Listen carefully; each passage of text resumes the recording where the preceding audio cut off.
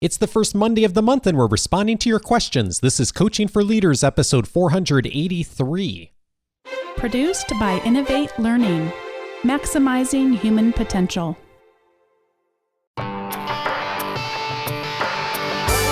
Greetings to you from Orange County, California. This is Coaching for Leaders, and I'm your host, Dave Stachowiak. Leaders aren't born, they're made. And this weekly show helps you discover leadership wisdom through insightful conversations. Once a month, we open up the episode to respond to your questions. If you have a question you'd like us to address in a future episode, go over to coachingforleaders.com/feedback. That's the best way to get it to us. I am joined this month, as I am most months, by Bonni Stachowiak. Hello, Bonni. Hi, Dave. Glad to have you back. We've got lots of questions to tackle during this time of change and so many places for us to dive in on here today. So why don't we just jump in on the first question that came in from Kierstin. Kierstin writes, I would say that I'm very new to the leadership world. I just started to really dive into learning about leadership this past year or so. With that being said, I've learned so much and continue to learn every day. I just started a new position as a supervisor, which I know I will use many leadership skills in. I'm also young in this role, and I get a lot of shock when people find out how old I am. I feel as, with my young age and new leadership role, people might have some doubt or might not take me as seriously. I work with many others that have had many more years of experience and that are older than me. So here are my questions. 1, do you have any resources that would be great for the young and upcoming leader? Number 2, are there any leaders you know of that have started their leadership journey in their early 20s? If so, can you please share with us where we can read about their journey? And number 3, are there any tips that you would give me or other young leaders for leading or managing people that are older than us? Thank you both for taking the time for reading and responding to all my questions. Your podcast has been a great resource for learning more about leadership and giving me useful skills that I can use every day. Well, Kierstin, thank you so much for this question. And first, as an immediate thought, is one past episode that we had done, 7 or 8 years ago now, Bonni, but still just as relevant as it was when we aired it. It's episode 59, 7 Principles for Leading People Older Than You. And Bonni and I actually did this episode together because both of us earlier in our careers found ourselves in this situation often, where we were in positions of leadership, either formal or informal, and we were often working with teams of people and influencing stakeholders that were older than us, because both of us had positions of leadership in our mid to late 20s earlier in our careers. So I think that would be a really helpful starting point for you, Kierstin, on just thinking about this topic. And you asked for resources and where would be places you could go as you were starting your leadership journey. So that would be one place. Also, I think potentially a couple of books, and then also a few people to know about, and maybe even some other things to go listen to. So one book that I have always found to be really useful as a overall framework for leadership is a book called The Leadership Challenge by Kouzes and Posner. It's in its 5th or 6th edition now, and it is probably the best book I know that is both really good at, they have gone out and researched the everyday leaders. It's also really good at painting a picture of almost everything that a leader would need to know as far as overall principles. Now, there are other books that are better on specifics, and you've heard many of them on this show many times. But as far as an overall framework, I really like the Leadership Challenge because I think it is really helpful to paint the picture of overall what are the big things that you need to think about. And I think it's also been helpful to me when I've dived in on it in the past of where are some of my blind spots, things that when I read, their practices, I think like, I feel like this is something I know about, I'm good at. And then there's other things like, I don't know very much about that, or I haven't really thought much about that. And those are places that I think will help you to surface quicker some of the things that you may be doing or not doing as a leader that you could then improve upon. The other book that I often recommend is a book called How to Win Friends and Influence People by Dale Carnegie. I think it's just a wonderful framework of principles for human relations for any professional to have, but especially leaders, of how to listen well to people, of how to look at things from the other person's perspective.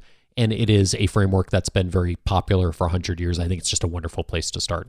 Now, as far as specific people, because that's part of what you asked for too, one person that I think is just really just an incredible leader and just has a wonderful story to share about her journey through leadership is Kierstin Hadid. She has been on the show before. I will link to the episode where we featured her.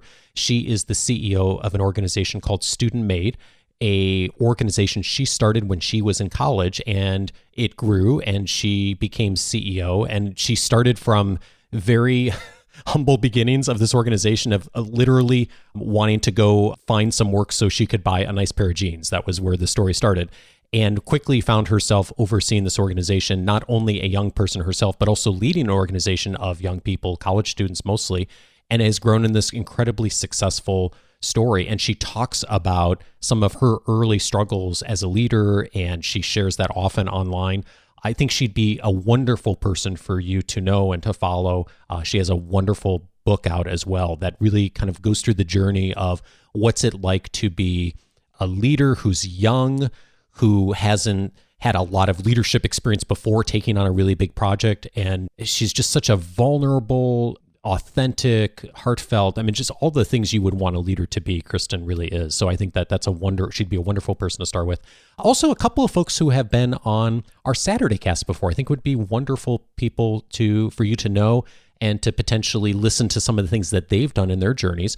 One of them is Johanna Nalau. She is one of our Academy alums. She is in Australia doing work on climate adaptation. She's a young professional in her career and has had some tremendous success, including visible work in publications around the world on climate change. And she talks about her journey on one of the past Saturday casts, so I'll certainly link to that for you. The other person that I'm thinking about we've had on the show recently is Elena Kornoff. She and her husband Josh are doing this incredible work to lead a small business here in Southern California. Went through a tremendously difficult time with COVID and having to change up their whole business model. And she has really had some wonderful things that she's discovered along the way and talks about that in her episode. The other story that just came up for me is, Bonni, do you remember seeing that? Did we see this together, that movie about Katharine Graham, The Post? Do you remember that? Oh, Did yeah. I see it with you? Yep. What a great story Katharine Graham is. For those of you who are not familiar with her story, she led the Washington Post during the time of the Nixon-Watergate journey here in the States. And the way she came into the role, I'm not remembering the details, but I think her husband had passed away suddenly, or there was some major transition, and she found herself as the publisher of this newspaper, leading this huge publication with almost no experience having done anything in that genre, and then went on to step into that role and just perform brilliantly and have so much courage and so much bravery in the work she did. And it literally changed the course of American history because of the courage she had as a publisher of the Washington Post to pursue this very, very challenging story when things were very uncertain early on of how that would all play out legally. The Post is a fabulous movie. I have not read her autobiography, and I've heard wonderful things about it as well, but I think she would be just a wonderful example of someone who was thrust into leadership. And then how did she handle that struggle? What did she do? The doubts that she had, and the movie does a really nice job of portraying that as well. And so I think that those would all be wonderful places to go. And I think one of the best things we can do, and I love that you asked this question of who are the people, who are the stories?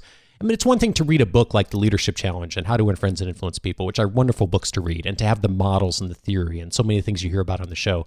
But one of the reasons that I love to do the Saturday cast and bring on the stories of everyday leaders is because I think if you can find that person that inspires you, that's a wonderful person to then follow and to know their story. So I would certainly encourage you to jump in on all those. And I hope that's helpful for you in thinking about how you might begin and continue your leadership journey. So let's tackle the next question here from Bridgette. Bridgette wrote in and said, I have a question about leading a diverse group of academics and government officials. I lead a center of excellence with the goal of applied research and training. We're coming up on a potential financial opportunity to renew our center, and I'd like to hold discussions with our members on our priorities and work on a vision for our next funding period. The program involves considerable funding, and a smaller number of recipients receive direct funding from the center. I've heard some grumblings that the group is exclusive, and I'd like it to be more inclusive. I'd like to discuss how to recruit talent and spread the financial support to accomplish our goals more effectively in the future. This is tricky because not all partners will get funding. I also want to offer a chance for others to take on a more involved leadership role, but I'm unsure on how to gather this information. We have annual meetings with short-term strategic planning discussions for the coming year, but I'd like to guide them through a higher level discussion. Do you have any suggestions on how to start? I've considered gathering information via an anonymous survey first and then distilling it into topics for discussion and debate over several of our monthly leadership Zoom meetings. Bonni, what do you think? Oh, this is an exciting question for me. I feel like I have about 12 questions before I can even start to answer, but it's just because you're discussing things that are very near and dear to my heart and my work. There are a few thoughts that I have in no particular order. First, I would encourage you as you're having these discussions to try to work, if this is at all an issue for you, at not being afraid of discussing what's not working. I find that all too often in academia, we tend to not be as direct in our language and to shy away from candid feedback like that. And when you're casting a vision, you definitely want to be creating that shared picture together of what the future might look like. But I find that if we have the courage to also state what's not working and what we don't want it to look like, it can help us make those harder decisions when it comes down to setting priorities. And you're describing a situation where not everybody could get funded that you want to get funded. Those are the kinds of hard discussions that can come out if we also say, in addition to what we'd like things to look like, what we want to avoid in the future. And just to open yourself and the rest of your team up to that, I think can be a really healthy and courageous thing to do. I would also encourage you to think about how you might encourage interdisciplinary work. If not everyone gets to receive the awards and you want it to be more inclusive, by encouraging and inviting people to think in more of an interdisciplinary way, you're able to help encourage where people with sometimes we can be, more siloed. So people that are more in silos that perhaps are used to working with people that have similar thinking styles or act like them, look like them, can be encouraged to work outside of their discipline, outside of their silo, and really think through an interdisciplinary lens, which of course in every discipline I can think of in the world today, with the problems that we have, more and more we really need this. And having that kind of an opportunity for applicants and really weighing that more heavily, I think could really encourage the kind of inclusive dynamic that you're trying to achieve. We'll look forward to hearing how it goes, by the way. And when it comes to that vision, it's the last thing I'll say before I pass it over to Dave, is the more that we can talk in terms of it's 5 years from now and start speaking as if 5 years from now was present tense, the more we can get really crisp, really clear on what that vision looks like. And as we share these thoughts and record them down, it gets more and more real, and then we can figure out the steps that it will take to get there. Bridgette, thanks for asking this question. What came up for me when I was reading it was your ask of us or at least your mention of the exclusive versus inclusive. And there's a lot of ways to read that. And obviously we'd ask you some follow-up questions if we were with you in person. The thing that came up for me in thinking about that is there's the tendency for a lot of us to think about inclusivity as far as diversity and equity and inclusion. And of course, we all want and are working hard, most of us, to help our organizations to be more diverse, more equitable, more inclusive of all different kinds of diversity. The other way to think about this, and of course there's probably many other ways, and I don't think this is what you're asking, but I do want to mention it, is in who we serve and who we're going to help and who we're going to fund. And I think that that's a different way of thinking about this. And one of the things when thinking about a vision of an organization is making a very clear decision about who we are here to serve. And also by virtue of making that clear decision of what the mission and the vision of the organization is that also makes a decision of who we don't try to serve, and that we don't try to be a resource for every entity, every organization that's, in your case, searching for funding or looking for support.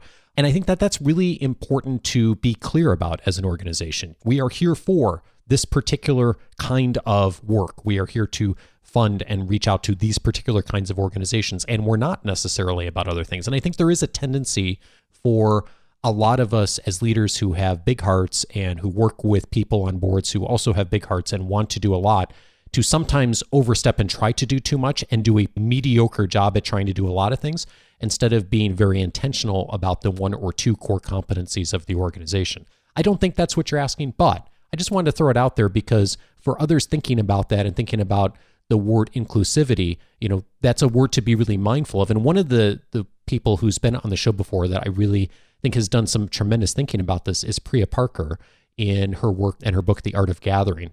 And one of the things that I've really taken as a message from her work is when making invitations, just in gathering people together, to be really conscious of who you invite and also who you don't invite in order to create a dynamic at a dinner or an event or at a conference that really does support the kind of conversations that you want to have and the kind of relationships that you want to build. So that's another place that you may look to for a bit of inspiration on that, Bridgette. So I hope that's helpful, and let us know what you find useful from this. Our next question here is from Michael. Michael writes, for most of my career, I've been in hard areas like burn, trauma, ICU, and the emergency department. I recently became a manager of the emergency department of the hospital I work at, and everything has been great. Yes, I'm working long hours, trying to build a team and managing a large part of the community. When I have a patient or family complaint, I handle it well. When it comes to a different department, I catch myself starting to be confrontational to a point. I do not want to be labeled as the confrontational person that people dread dealing with, but I also do not want to be a pushover. How do I manage this, and what are some things for me to do intentionally when I feel myself becoming confrontational when dealing with a different department? Well, Michael, some of this is mindset of, do I, as a leader, look at my department or my function or my team as its own entity? Or do I also look at my department and team as part of a larger organization that has a larger goal and vision? And hopefully, most of us are thinking about how can I look at what we do as an organization, whatever we is, whether it's the emergency department or it's the accounting department or it's sales. How do we serve the mission of the larger organization? And I know that some organizations do not make this easy, right? Because there's silos, there's political turf, and it's very easy to get into that us versus them mentality. And I don't know what your organization's like, but maybe your organization is like that a bit. Maybe it is the culture of the organization that everyone's kind of out for themselves, and that's what's rewarded in the organization, and that's how people behave. And sadly, that is the culture in organizations, at least some organizations, where that's just, no one would say that, of course, but that's how the organization behaves. And so, of course, there's a lot you can do for your own team. And then the place that I think of, and the person that I think is just so brilliant on this, is Peter Block. Bonnie's mentioned him a few times on the show before. He has also been a past guest. He has a wonderful book called The Empowered Manager. And when he was on the show, we talked about how to deal with opponents and adversaries. And one of the things that he says, and he challenges us to think about, is that politics isn't necessarily a dirty word. So we think of the word politics, and especially with everything going on in the world right now, we think about politics as a dirty word. But positive politics inside organizations is actually a really valuable skill for leaders to get good at and to get better at. And he says that we become political at the moment we attempt to translate our vision into action. So politics is a good thing if you're approaching politics with the right mindset. And so my invitation to you would be, maybe not with everyone, maybe not within the whole organization if the organization isn't ready for this, but how do you pursue your interests in a way that also honors the interests of others? And so listening to that episode, I think, will be a starting point for that, but also you starting to look at outside of the confrontation, whatever the confrontation of the day is, how would you engage another department to look at things from their perspective, to do what I mentioned Dale Carnegie earlier, who said famously, try honestly to see things from the other person's point of view. So if I wanted to build a positive political relationship with someone else in the organization that maybe I didn't have very much of a relationship with, or maybe it wasn't the best relationship with, I'd probably want to go outside of the current conversation, the current issue, whatever it is, and to start off by thinking, what does this particular leader, department, organization need and want? What is important to them right now? And if I don't know that apparently, I might make some assumptions about that, or go have a conversation and say, hey, I'd like to take you to lunch and talk with you about what your department's doing for the next 6 months, for the next year. What's going on? What do you care about? And find some way to be a partner with them and to help proactively in some way and build trust. And that for me would be the starting point of where I'd begin, and to start to then approach the relationships across the organization, Michael, in the way you're already, sounds like, approaching organizations within your own team and in serving patients, that you begin to look at how can I be someone that is going to support the success of other departments and organizations. And that is a starting point. And I'll say too, in some organizations that won't be valued and occasionally might even be punished because people just don't play that way. And then you have to do, you focus on your team and you do the best you can for your organization. But I think that in a lot of places, there's an opportunity with at least some people and some other leaders to begin that conversation and begin that process. And if you're willing to do a little bit of that, I think often you can open the door to do a lot more and to build some trust where it may not have been. The thing I think is really interesting about your experience is that you have spent so much time in places where there's a lot of crisis. And I would assume that's still the case for you today. My parents run a nonprofit that also deals with crisis situations. They run a canine search and rescue organization. And most people, when I first say that, think that they're trying to help canines. But in fact, the canines help find lost people, and they're trained to do that. And they go out and work with sheriff departments and police departments, etc. So I've talked a lot over the decades with my mom about these crisis situations and how her normally indirect communication style, she tends to be, if we talk about where do you want to go eat, and Dave knows this, she's going to say, where do you want to go eat? Not a particularly direct person. But in those times, she knows as a leader that whoever is running that search, the person in charge, is going to need to be very direct with their communication. And there needs to be very little questioning of that authority. Now, of course, you question that authority if the authority doesn't have all the information, et cetera. But I suspect that every second that's ticking away could, in this case, in your work, mean a person's life is at stake. So we don't want to have tons of, well, we could try this, or what about that?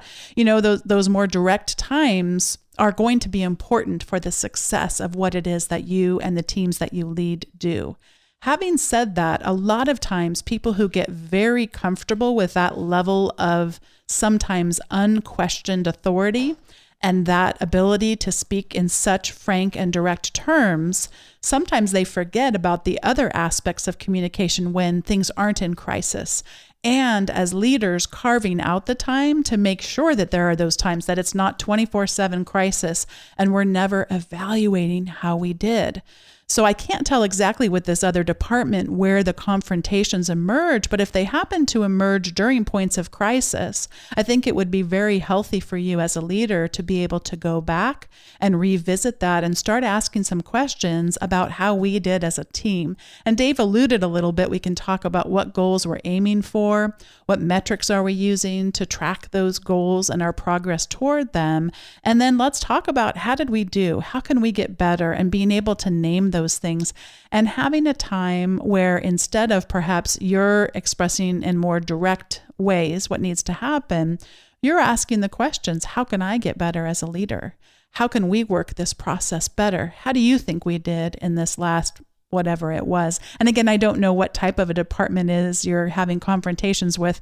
This looks different if it's a department, like Dave said, that's accounting. I don't mean to pick on our accountants, but that's a different kind of confrontation than the nursing team that's supporting the surgeon in surgery. So is it the person that's joining you in that crisis to be able to attempt to help that person and help restore their health? Or is it more just what we would normally see with organizational dynamics? So it's a really interesting question. I would just also say, I know Dave and I have mentioned this before on the show, but people like yourself who are regularly in crisis situations, that can become pretty addictive. I can say this as someone who is involved in my own institution's response to the pandemic. I feel myself starting to get kind of addicted to every morning. When are those adrenaline things going to start rushing in my body for the next, thing that's happened that we have to respond to right away? And I'll say that this last weekend, I feel so good as I sit here and record this with Dave today that I was able to carve some time out and be a lot more proactive in thinking about the week to come. I knew it's going to be a wild ride. We just got started. It's Monday as we're recording this, but I want to be able to carve out, what's important to me. What do I want to be able to say at the end of it's a 2-week training we're running. So what do I want to be able to say at the end of that? And if I go into this with just deciding that, it's the whole world's going to be on fire and it's chaos and all that, instead of that, I wanted to have, some times for reflection, make sure I'm still getting my exercise, make sure I'm still carving out the times to enjoy the time with the family, etc. So people who work in crisis situations like you have to work even that much harder to carve things out like that in your life. I suspect you've already ran into that before, and also in your communication styles with other departments. So I would suspect, although how would I know, but I'd suspect you may be needing to be less worried about being a pushover and a little bit more worried about not always being that direct and, upfront and something's on fire and you got to take care of it for me right now. But of course, there's so much information I don't have sitting here today.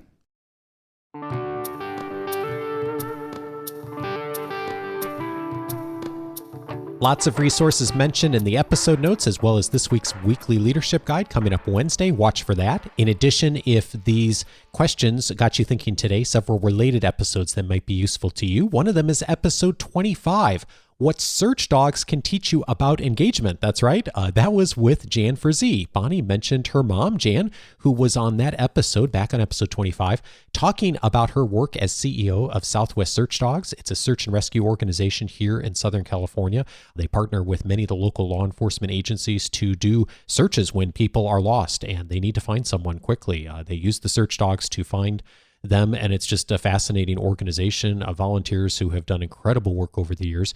And in that episode, Jan and I talked about some of the strategies they utilize, how they work with the dogs, and then some of the inspiration we can take as leaders. Obviously, very different kind of work, but a lot of inspiration we can take as leaders as far as how we take the next steps to influence and work with people and many other things. Episode 25 for that.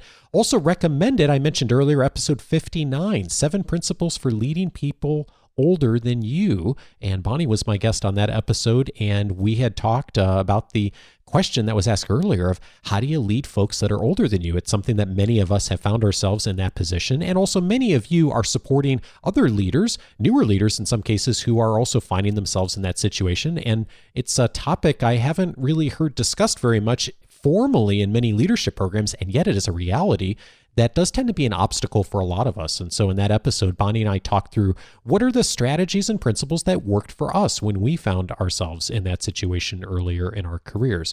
Also recommended episode 338, Your Permission to Screw Up. I mentioned Kierstin Hadid's work earlier in the conversation, a wonderful episode, and really features some of the wonderful stories she has about leadership in that conversation. Also recommended episode 328, How to Deal with Opponents and Adversaries with Peter Block. Just a wonderful and useful conversation around organizational politics. He's definitely one of the top thinkers on that. It is a very helpful place to go if you find yourself in a situation like perhaps Michael, or maybe even a more complicated situation where the politics are pretty tough inside the organization. How do you start? Peter does a really nice job of making invitations to us in that episode of where actually we do begin and how to process that well. And then finally, recommended is episode 395, How to Create Meaningful Gatherings. I did mention earlier also the work of Priya Parker. All of those episodes you can find on the coachingforleaders.com website. If you have not already, set up your free membership at coachingforleaders.com. That's going to give you access to the entire episode library, searchable by topic. One of the topics that this episode will be filed under is new leaders, and there's many other conversations we've had over the years that feature some of the strategies and principles around how to lead, especially if you're stepping into leadership for the first time. And that's one of the many categories there. Plus, once you register for your free membership, you'll get the weekly leadership guide on Wednesdays, access to all my book notes, the member casts, and so much more inside your free membership. Coachingforleaders.com is where to go for that. Next week, I'm glad to welcome Robbie Kelman-Baxter to the show. She's going to be teaching us about where to start on subscriptions. You've probably noticed a lot of organizations are starting to do work on subscriptions. It's something important that leaders should know about as a business trend. We're going to be talking about it in detail next week. See you then with Robbie. Take care.